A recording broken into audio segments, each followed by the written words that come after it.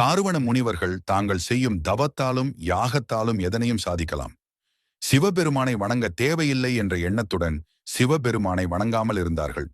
அவர்களது மனைவி மார்களிடம் தாங்களே கற்பில் சிறந்தவர்கள், தங்களின் கற்பின் வலிமையால் இறைவனை வணங்காமலே எதையும் பெறலாம் என்று அகந்தை இருந்தது. இவர்களது அகந்தை அழிக்க சிவபெருமான் பிச்சாடனராக உருமாறி முனிவர்களின் மனைவியர் முன்பு நடந்தார். இறைவனின் அழகில் மயங்கிய முனிவர்களின் மனைவியர்கள் அவரின் பின்பாக நடக்க ஆரம்பித்தார்கள். திருமால் மோகினி அவதாரம் எடுத்து முனிவர்கள் முன்பு சென்று நடந்தார்.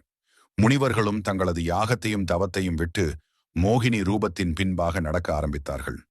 தங்களது மனைவிமார்கள் பிச்சாடனரின் பின்பாக நடப்பதை பார்த்ததும் சுய உணர்விற்கு வந்த முனிவர்கள் இதற்கெல்லாம் சிவபெருமானே காரணம் என்று தங்களின் தவ வலிமையால் தெரிந்து கொண்டார்கள்.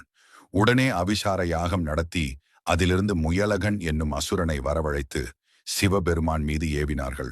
சிவபெருமான் முயலகனை தன் காலின் கீழே போட்டு அவன் மேல் திருநடனம் புரிந்து தவத்தாலும் யாகத்தாலும் எதனையும் சாதித்துவிட முடியாது என்பதை தாருவண முனிவர்களுக்கு உணர்த்தி அவர்களின் அகந்தை போக்கினார்.